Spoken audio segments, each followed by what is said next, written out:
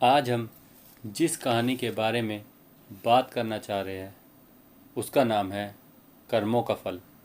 तो नमस्कार दोस्तों, स्वागत है आपका कहानियाँ रास पर। तो बात उस समय की है जब भीष्म पितामह सरसैया पर पड़े थे और तीरों से बिंधे होने के कारण थोड़ा सा हिलने पर भी उनको दर्द का बहुत ज़्यादा अनुभव हो रहा था। इसी दौरान सब परिजन और शुभचिंतक उनसे मिलने आए थे। इसी बीच भगवान श्री कृष्ण भी उनसे मिलने आए और उन्हें देखकर भीष्म पितामह मुस्कुराए और बोले, हे कृष्ण कन्हैया, आप तो सर्वज्ञ हो, आप तो तीनों लोकों के मालिक हो, आप सब कुछ जानने वाले हो। तो क्या आप मुझे बता सकते हो कि मैंने ऐसा कौन सा पाप किया था जिसका दंड मुझे इस सरसैया की वेदना पर भुगतना पड़ रहा है।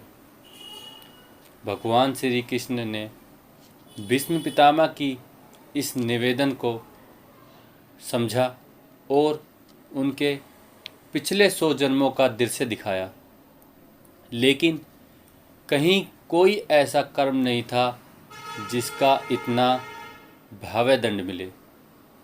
तब श्री कृष्ण ने उन्हें एक जन्म पीछे की ओर ले गए, अर्थात 101वें जन्म में उन्होंने देखा कि वो एक नगर के राजा थे और एक बार वो अपनी सेना की टुकड़ी के साथ कहीं जा रहे थे। तभी आगे से एक सैनिक दौड़ता हुआ आया और बोला, महाराज, रास्ते में एक सांप पड़ा हुआ है, अगर आप आगे बढ़े तो वह मर जाएगा। तो या तो हम रास्ता बदल दें या फिर उसे हटा दें। भीष्म पितामह जी बोले कि सांप को झाड़ियों में फेंक दो। सैनिक ने ठीक वैसा ही किया। सैनिक ने उस सांप को उठाकर साइड में झाड़ियों पर फेंक दिया, लेकिन जहाँ पर वो सांप गिरा था वहाँ पर जो झाड़ियाँ थी वो कटीली थी, अर्थात उसमें कटीले कांटे लगे हुए थे। गिरते ही सांप कांटों में उलझ गया और लहूलुहान हो गया।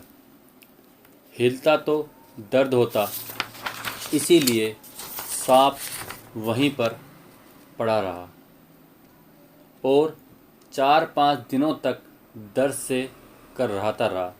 अंत में धीरे धीरे उसने प्राण त्याग दिए।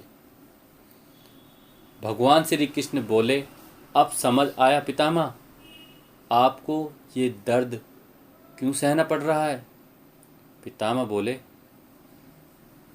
किंतु मधुसूदन, हे भगवान कृष्ण, मुझे एक बात और बताइए। श्री कृष्ण ने कहा, बताइए। वह कर्म मैंने अनजाने में किया था, तो उसका फल कष्टदायक क्यों? मुझे इतना कष्टदायक क्यों है वो फल? भगवान श्री कृष्ण बोले, पितामह, कर्म जानबूझकर किया जाए या अनजाने में किया जाए, उसका फल अवश्य मिलता है। आप आग में जानबूझकर कूदो या अनजाने में कूदो, आपको जलना ही जलना है। तो कर्मों का भी कुछ ऐसा ही विधि विधान है, नियम है। पितामह बोले, 101 जन्म पूर्व के इस कर्म का फल इस जन्म में क्यों मिला?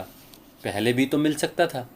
श्री कृष्ण बोले, पितामह, कि अब से पहले आपके पुण्य और कर्म इतने प्रभावी थे और इतने ज़्यादा थे कि उसने इस पाप को सामने आने ही नहीं दिया, लेकिन उसे अब अवसर मिल गया और इसीलिए आप ये कष्ट भोग रहे हो।